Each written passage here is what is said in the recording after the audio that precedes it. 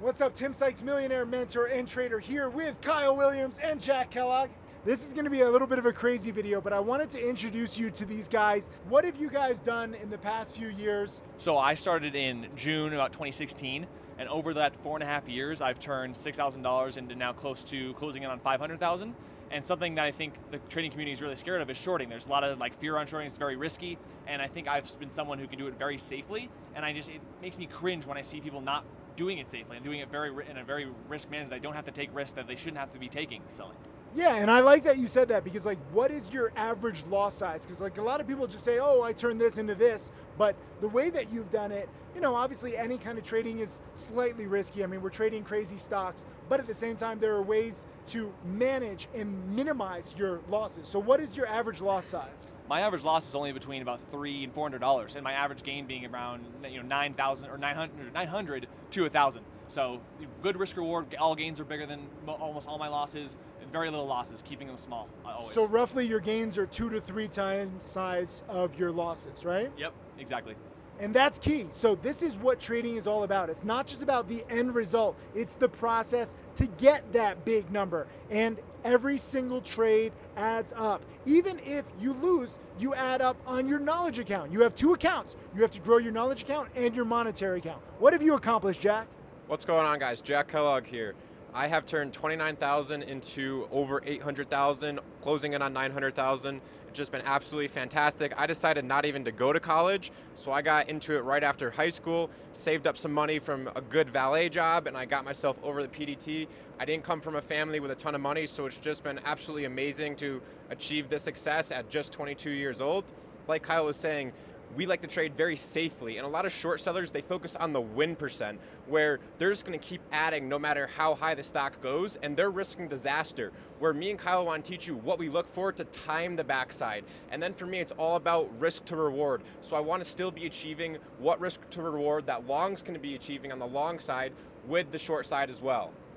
And this is what I love about these guys, because I'm one of the guys who warns about short selling, but short selling in the wrong way. You cannot just be short selling a low float name on the first green day and adding, and hoping that it comes down. Even if the majority of the time it does come down, all it takes is one time for you to blow up. So that is a very dangerous strategy that too many people partake in.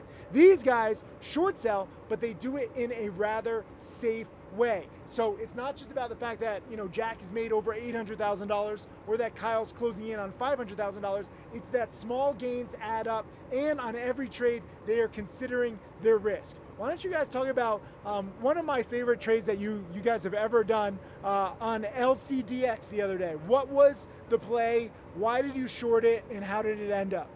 So LCDX is actually my biggest gain ever of $35,000. It was such an amazing penny stock inefficiency because this stock was called Lucid Motor, or there's a stock called Lucid, LCDX is called Lucid Inc.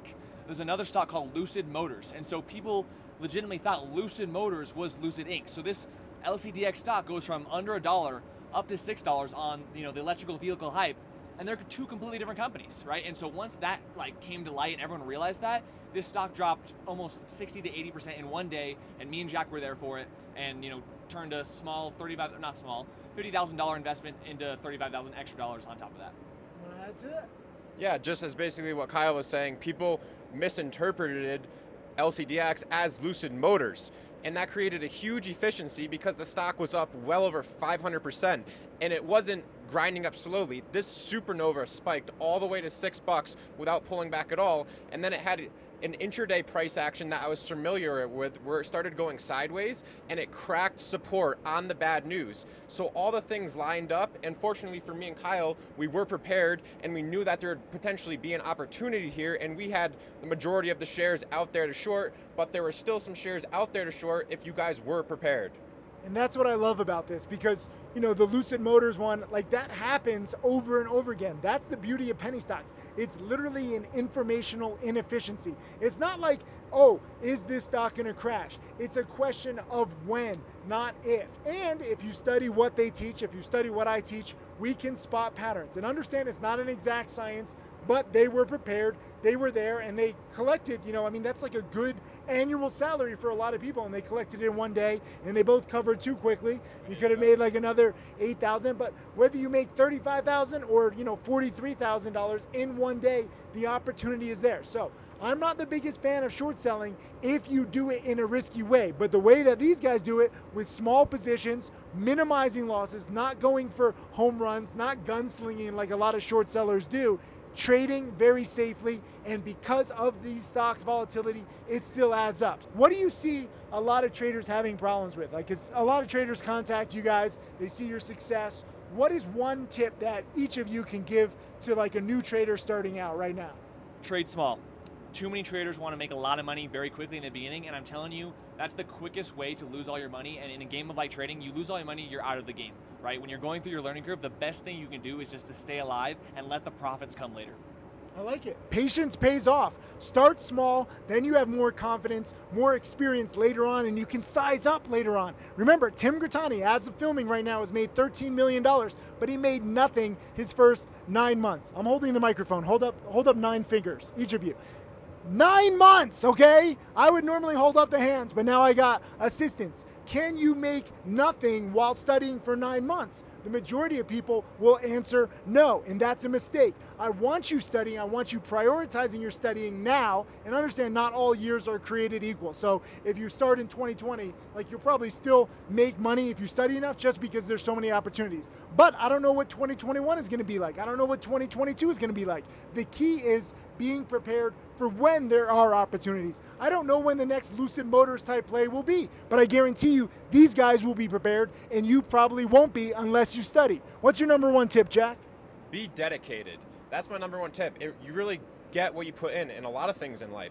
And if you just go in and you just kind of half do it, you're not going to get the results. This is a very competitive niche where 90% of traders lose. Think about that. 9 out of 10 people will lose money. And to be in that 10%, you have to be dedicated. You have to be trying your hardest and showing up every single day. So I'm excited to see what you guys can do in the next few months, in the next few years, in the next few decades. And the sooner you get started studying, the sooner you're prepared, the better your odds of success on every trade. So click the link below. We thank you. Congrats, guys. Thank you. Thank you, Sim.